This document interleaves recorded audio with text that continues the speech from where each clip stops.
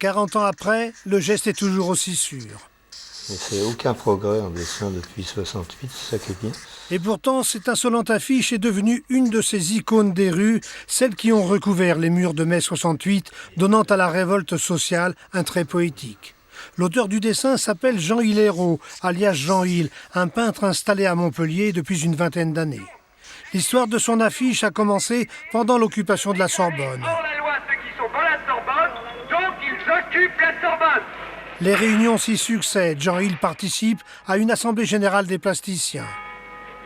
Cette assemblée a été animée par Patrick, qui était un designer, et il y avait des tas de propositions, toutes plus folles les unes que les autres, du genre repeindre le dôme de la Sorbonne en rouge. Nous, on se disait quand même, on est tous des fabricants d'images, et donc le mieux c'est de faire des affiches.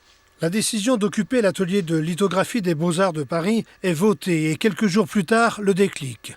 J'entends à la radio que De Gaulle nous accusait d'être la chienlit. Il nous envoyait ça dans les pattes. Et ma réponse immédiate, j'ai pensé, mais la chienlit, c'est lui.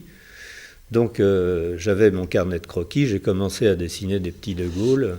Comme toutes les créations de l'atelier populaire des Beaux-Arts, l'affiche n'est pas signée. Le principe même de l'atelier, c'était de ne pas signer les affiches. La plupart des gens qui ont fait des affiches à cette époque-là, même si c'est des peintres connus, n'en parlent pas trop parce que c'était une création collective et on tient encore à ça. En rouge, en noir ou en bleu, l'affiche connaît un tirage énorme et comme certains de ses dessins situationnistes, la chienlit a rejoint l'histoire. Les sémiologues voient dans ce buste d'un général de Gaulle victorieux croqué en marionnette tout le rejet d'un système. 40 ans après, Jean Hill est resté ce qu'il était, un véritable artiste, les doigts dans la couleur, un cœur magnifique qui se souvient parfois de mai 68 dans son atelier montpelliérain. Mot pour mot, insolence contre insolence.